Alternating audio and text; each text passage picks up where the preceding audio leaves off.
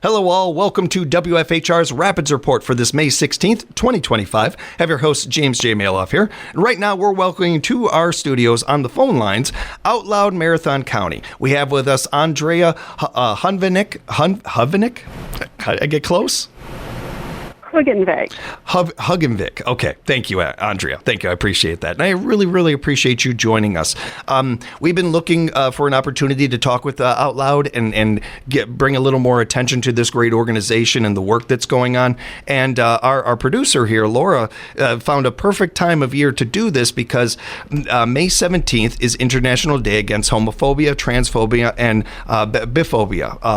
And we'll get into that a little bit more in a moment and some of the outreach and events that are available with OutLOUD.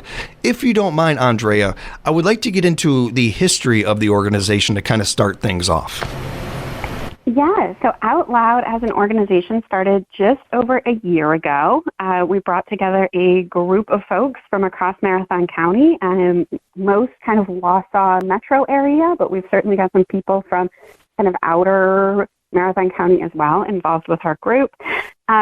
To really come together and be able to create safe spaces for people, to be able to celebrate queer and trans joy, and to be able to just be together, and also to help do some outreach and some education within our community about what it's like to be queer and trans, what it's the sort of experience that people are having, and how we can do better to welcome queer and trans community members. It's for one, it's just a great thing to be able to highlight and talk about that this organization exists and there is something there for individuals.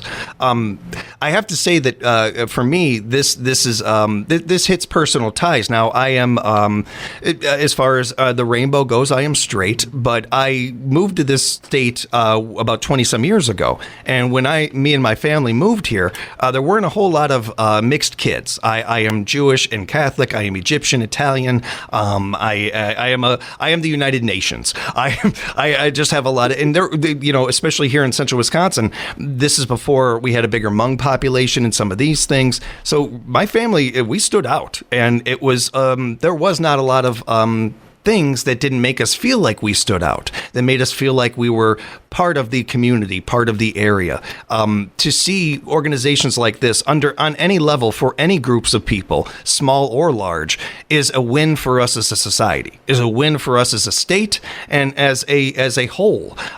This just highlights and brings our state more, makes us look better as far as to other cities, to other states out there, which is important as every state in the union is trying to bring people to their state. I'm going at this from one angle right now, just to start off, because I feel like you covered, Andrea, the importance of this organization when it comes to the heart and the humanity of human beings. But to those that are maybe on the fence on it or anything, the economic impact an organization like this makes in being more friendly state is gigantic. Take a look around the union and take a look at the country, the states that are increasing in population and that aren't. And there are certain factors that stand out as far as that goes. And states that are more welcoming are just doing better, whether it's the economy, the population, whatever it might be. So I would hope that anybody out there listening cares about this kind of thing, what we're talking about here. But even if you don't, I bet you care about your taxes. I bet you care about your economy. An organization like this, in maybe in a domino way, but in a way, certainly a strong way, helps out our communities in many different angles and many different levels.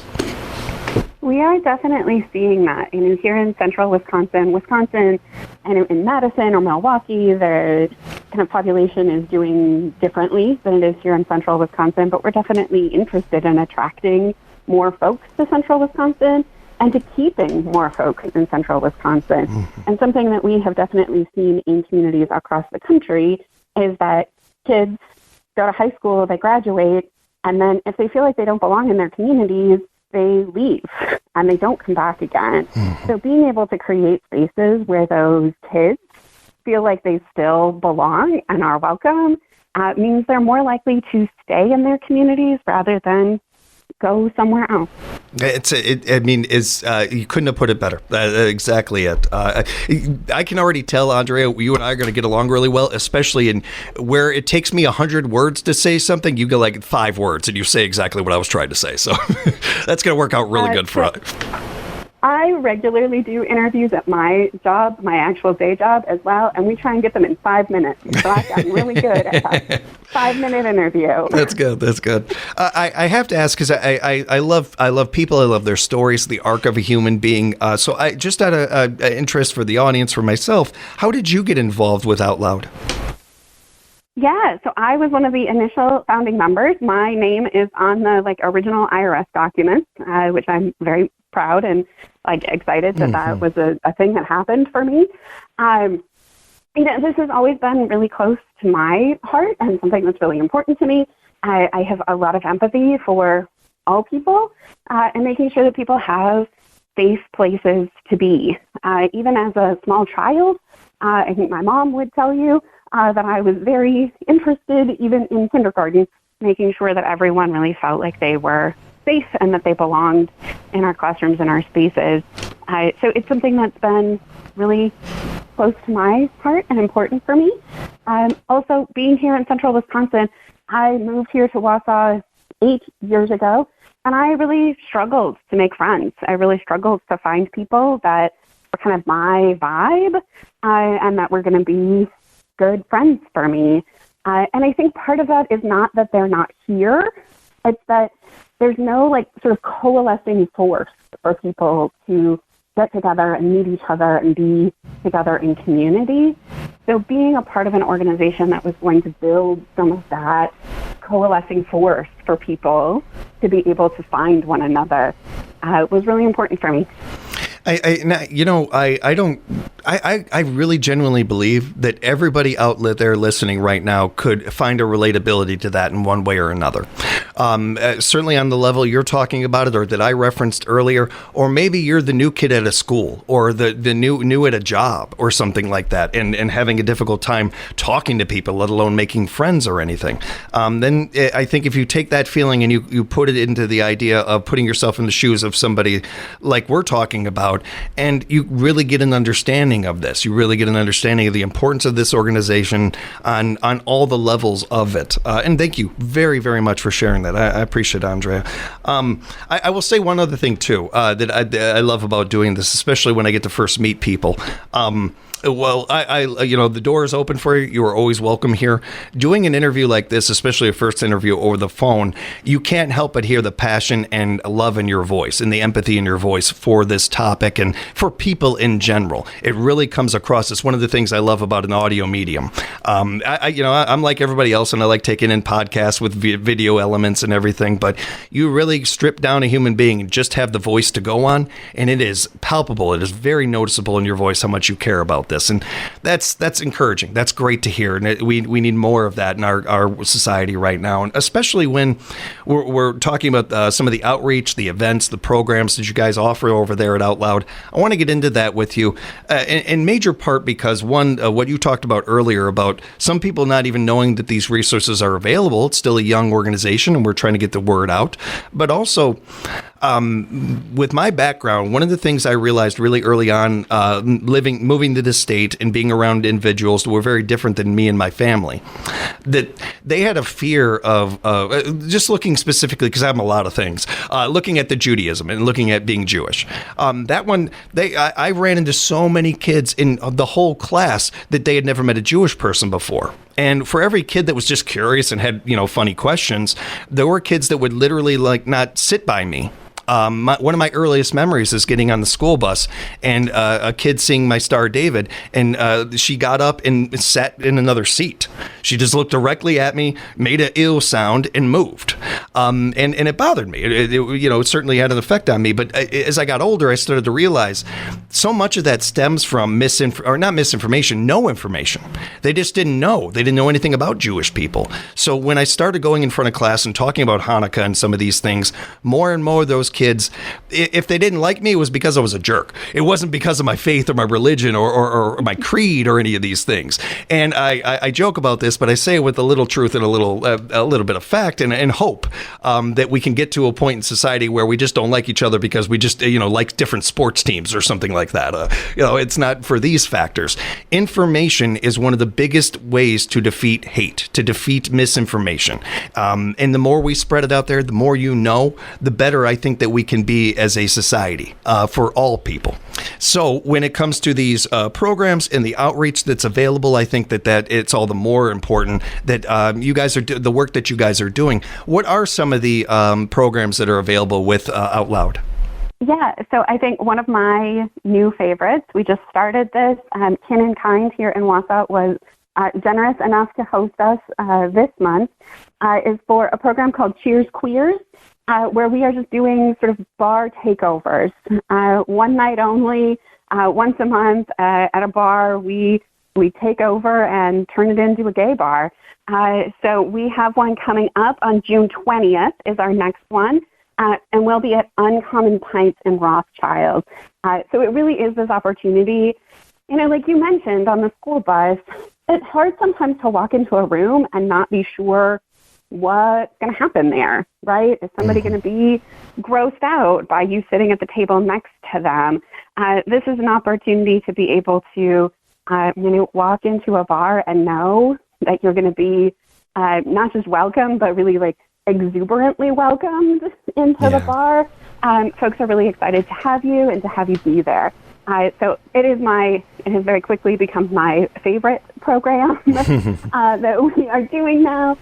So again, our next one is June 20th. We'll be at Uncommon Pints. Some other things that we have been working on, we have two kind of long-standing support groups that are happening. So we have a support group for queer and for trans and non-binary folks, which has been very successful. It happens once a month. It's just an opportunity to get together and talk about what are the things that trans and non-binary folks are going through, having someone else who understands what your experience is, being able to talk about that in a really supportive and understanding kind of an environment. And then we also have a support group for parents of queer and trans kids. And this is a really great opportunity for parents who maybe don't know what's going on, maybe have some questions, maybe have some feelings, to be able to come in and say, my kid came out, and my kid, when I say my kid, I maybe mean kid, but also maybe mean adult child, right? Once they're your kid, they're always your kid. But to be able to come in and say, my kid came out as queer or trans, and I don't know what I'm doing here. I'm scared for their safety, but I don't want to be paranoid in front of my kid and put that worry on them. My kid is changing their pronouns, and please help me. What are the tips or tricks to be able to do that in the most kind of effective way? I just have questions. My kid's using all kinds of terms, but I do not understand. Please tell me what these things are. Yeah. So that I don't look like an idiot in front of my kid, right? Yeah. There's not a blueprint for so many things that we're learning to adapt to and grow into as a society. From everything from mental health to different ways to recycle to a topic like we're talking about here. We are fixing the boat while we're on the water. And I think that when that comes to that, one of the first and best things we can do for all of each other is giving each other some grace with this and some understanding that, hey, I have a question, but I'm afraid to ask. And again, talk about a relatable feeling. Everybody's been in that one. I feel very confident saying everybody's felt that before. So you immediately empathize with that. And then it is just a matter of taking that big, brave, giant step of asking the question. And it really is. I don't like using the word brave lightly. I mean that. I think it is very brave to ask those questions and to reach out and say, I don't know, but I want to know. That's a great thing to be able to do, not just for, yourself or anything, and obviously for the person in your life, but I think just as a great example in society. The more and more people we have doing this, the more and more common it seems to just ask the questions that maybe make us a little uncomfortable for a moment, but then think about all the time you're going to spend knowing that information, how much better you're going to feel. Mm-hmm. Definitely. And this is our parent support group is a great opportunity for this, because so often we don't want to push that labor onto the folks who are most directly involved with it, right? We saw this with racism as well. We saw a lot of Black and brown people were doing a lot of work for white people about understanding racism. This is a great opportunity to sort of get out of that, talk to other parents, be able to process your feelings, work through your stuff, ask your questions without directly asking your kid to help you with that work. Mm-hmm. And when it comes to that knowledge and understanding it, taking it in and everything, there's nobody who couldn't be benefited by it. Even if you are not an individual who has a child who is going through something like that, or you're just somebody who wants to know more about this subject, cannot encourage you enough to reach out to the gang at OutLOUD that want to answer those questions, that want to share this information and help out in any way they can. Were there any other events or any other programs you wanted to highlight, Andrea? Yeah, so one thing I do definitely want to mention is that we have some open hours at our center. So we do have a physical location for OutLOUD, and we do have open hours for that. So if you check our website or our social media, you can find what hours of the week that is. But one thing that we did, we got a very generous grant from some folks to be able to build a library at our center. Wow. So if you have questions you don't want to ask, please feel free to stop by. We've got tons of books. We've got like actual fiction, fun to read books. We've got fiction, but maybe not as fun to read books. We've got nonfiction. We've got fun nonfiction. We've got nonfiction that really is more of that kind of instruction manual that you were talking about earlier. To be able to just go through and read like, okay, LGBTQIA plus what? That is a lot of letters. What are those letters? Right, to be able to just kind of do some of that work on your own as well. So I highly recommend stop by our offices. We've got lots of books, lots of resources. We've got folks there who are more than happy to answer questions, to be in community with you. If you just want to come and vent about how hard it is to date as a queer person in Marathon County, we will absolutely vent with you all day long. That right there is automatically a great resource. But there's also, of course, so many others. And to be fair, there's stuff that we haven't even scratched the surface of with this organization. And that's why I cannot encourage you enough out there to reach out to them if you do have questions. And as we're wrapping up, Andrea, I always like to ask if there is a need for volunteers over there, if you guys could use more volunteers or anything. We certainly could use volunteers. We'd be more than happy to have you. There is on our website, there's the ability to be able to send us your info.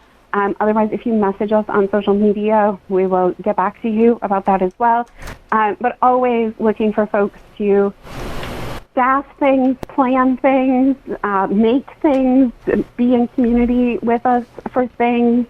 One right now that we are planning with a big deal is we are planning a fall ball in the fall for queer and trans youth. So there will be a middle school and a high school dance happening that is taking a tremendous amount of effort to put together. So if you want to plan prom, please let us know. We'd be happy to have you. Oh, that sounds like a really fun event, but it also does sound like one you could use some more hands for. So yes, we'll have some people reaching out and trying to help out any way we can. And Andrea, you did too good of a job. You're going to have to come back sometime. We appreciate you so much for being here and being a voice for so much of this and giving us a chance to get to know the great organization and the great people over at OutLOUD Inc. a little bit more.